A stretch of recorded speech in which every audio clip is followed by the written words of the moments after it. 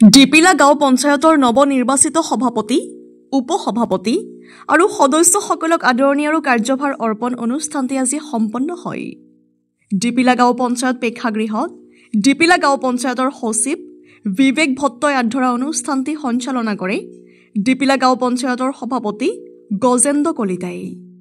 পুথিপাঠ, আয়তীৰ নাম প্ৰসংগ আদি আধ্যাত্মিক পৰিৱেশৰ মাজেৰে ৰূপায়ণ হোৱা অনুষ্ঠানত অৱসৰী শিক্ষক সাহিত্য সেৱী কমলাকান্ত ডেকা, খটৰা সত্ৰ পৰিচালনা সমিতিৰ সভাপতি যাদৱ চন্দ্ৰ মহন্ত, সম্পাদক গংগাৰাম বৈশ্য, পশ্চিম দৰং প্ৰেছ ক্লাবৰ সভাপতি জয়ন্ত কাকতি, বিজেপি দৰং জিলা সমিতিৰ সভাপতি মুকুন্দ ডেকা, সম্পাদক অমূল্য দাস, বিজেপি পাথৰিঘাট মণ্ডলৰ সম্পাদক ভাস্কৰ কলিতা, চিপাঝাৰ আঞ্চলিক পঞ্চায়তৰ সভাপতি জয়ন্ত শৰ্মা, দৰং জিলা পৰিষদৰ প্ৰাক্তন সভাপতি ধীৰেন ডেকা, লোহিত হাজৰিকা, শক্তি কেন্দ্ৰৰ আহ্বায়ক ভূপেন কলিতা, ডিপিলা ব্যৱসায়ী সন্থাৰ সভাপতি মিলন চন্দ্ৰ কলিতাসহ ভালেমান বিশিষ্ট ব্যক্তিয়ে অংশগ্ৰহণ কৰে। সভাত নৱনিৰ্বাচিত প্ৰতিনিধিসকলক আদৰণি তথা কাৰ্যভাৰ অৰ্পণ কৰা হয়। News desk report, Republic Assam.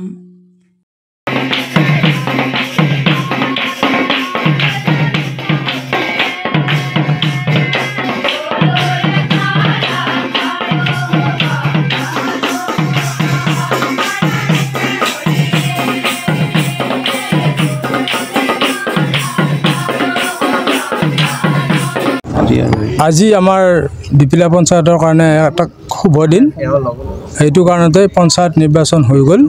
কিন্তু পঞ্চায়ত নিৰ্বাচন হোৱাৰ পিছত আমি ডিপিলা পঞ্চায়তৰ সকলো নিৰ্বাচিত প্ৰতিনিধিয়ে আজি পঞ্চায়তত ৰাইজৰ উপস্থিতিত, আমাৰ গোটেই পঞ্চায়তৰ শুভাকাংক্ষী ৰাইজৰ উপস্থিতিত আমি আজি কাৰ্যভাৰ গ্ৰহণ কৰিলোঁ। আৰু আজিৰ পৰাই আমাৰ পঞ্চায়তৰ কাম কাজৰ আৰম্ভ হ'ব।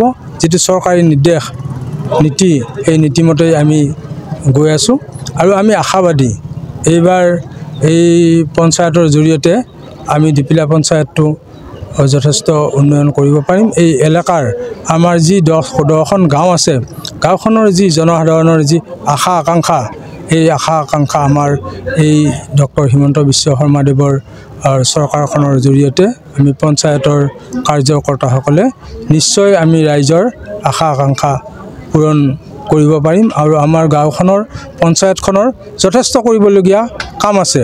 এই কামখিনি আমি ৰাইজক মাতি গাঁও সভাৰ জৰিয়তে ৰাইজৰ পৰা নীতি নিৰ্দেশনা আৰু পৰামৰ্শ লৈ আমি কাম কাজবিলাক কৰিম বুলি আজি আমি প্ৰতিজ্ঞাবদ্ধ হৈছোঁ। যিকোনো খবৰ আৰু বিজ্ঞাপনৰ বাবে যোগাযোগ কৰক 7896121996 লগতে 7002537271 আৰু 9854011916।